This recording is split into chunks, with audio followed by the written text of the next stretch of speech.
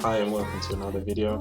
Thought I'd take this opportunity to show you what my hair looks like when it's out.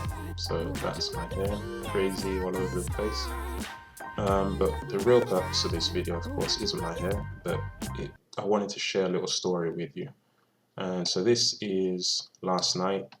Yes, I'm not supposed to be trading in the middle of the night, but my sleep schedule has been ruined by the hours shift and other factors in life. So I found myself up at 3 in the morning, late Sunday, early Monday morning, and I took this trade. But what you can't see here is that I would have lost if I'd taken the first entry. Now, a candle is a candle is a candle, but there are certain factors that work into the candle to make it order flow, for want of a better phrase, that make a candle valid or not, even if it appears to be the same sort of candle. In a different context, you get different results, right? So that's a given in trading. But what I wanted to talk about in this video is the power of habit. So let me just bring over this book.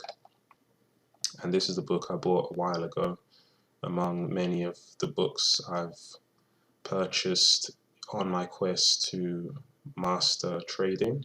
And this is about the psychology, and it's an interesting book. And basically there's like a 3-point cycle. I don't remember the whole, it's been a while since I read it, but essentially there are triggers to our habits. Habits are there to fulfill some form of old need that is no longer serving us, and there's something that triggers us into a certain kind of behavior for that habit. So that being said, what triggers someone to get in a trade early? One of my issues, let me just delete this. One of my long-standing issues is I get the direction right. In this case, it didn't actually go up, so this one wouldn't have worked anyway. But oftentimes I get the idea right, but the timing wrong. So there was a candle to go long somewhere in this area, I don't remember where. And without getting into the details, I knew I shouldn't take it, but I had the pull, the urge to take it. So how can you decipher whether this is one of the ones you should take or shouldn't take? And for me, one of the key factors is language. And in order to determine what kind of language you use, I'd recommend you record your videos in the same way that I'm doing. You don't necessarily have to publish them to YouTube, but if you keep them on a hard disk, an external hard disk, then you will build up a library of language and then output. So you're gonna hear how you talk.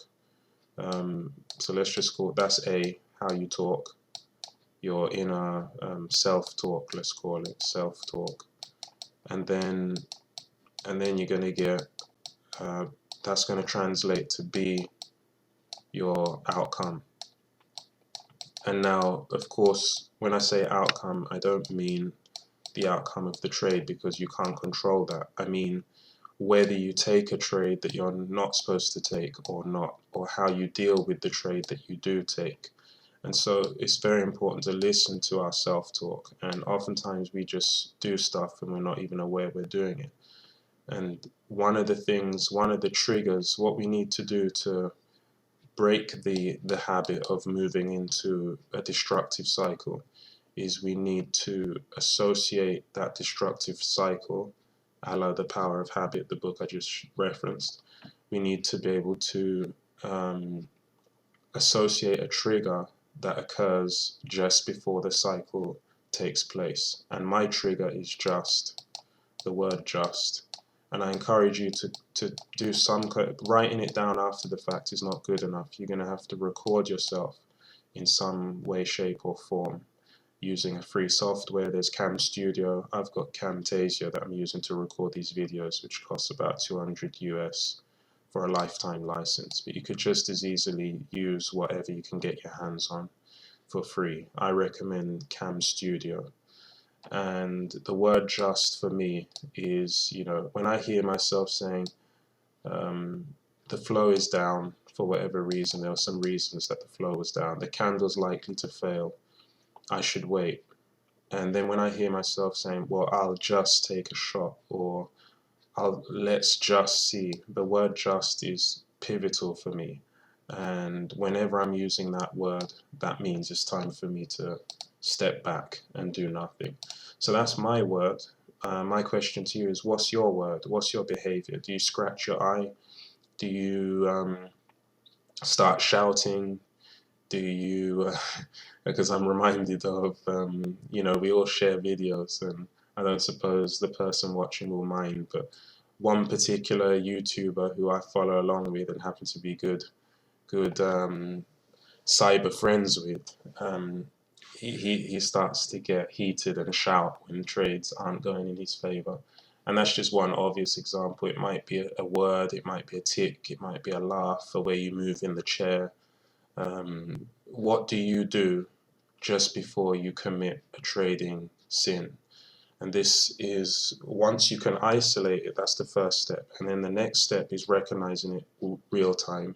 And then the third and final step is deviating from that path. So, you know, you hear the word. In my case, I didn't know for years. I was saying, I'll just, and it's all those trades that failed. And this is just one example of many things that contribute to various cognitive biases. But I heard the word, then I started to hear myself saying the word just, and carried on doing whatever I was going to do anyway. And then finally now I'm at the stage where, not all the time, but frequently, I can hear the word just, and I can just go and take another path and get another outcome. So in the past, the not too distant past, this would have been a minus $50 loss rather than a plus $100 gain. That is a 1 hour loss as opposed to a 2 hour gain. And if you do that often enough, you can turn around your losing trading or increase your profitability. So yeah, that's my question to you. What's your trigger? What's your tell for bad behavior? I'd be interested to hear. And if you're so inclined, please put it in the comments below and we'll have a discussion. Yeah, incidentally, I did obviously come out ahead today and doing okay on this third attempt at the combine. We'll see how that goes. I've got tomorrow and Wednesday before I fly out to England, London for a week, so we'll see how tomorrow goes and we'll see how Wednesday goes. I'll definitely do an update. I'd imagine, I'm 95% sure I'll do at least one update before I leave. So that's it for now. Like this video if you got anything out of it, and don't forget to subscribe if you haven't and you're interested in following along in this journey in what I believe will be a return to the funded account in the not too distant future. And remember to follow your plan and stick to your rules. I'll catch you next time. Bye for now.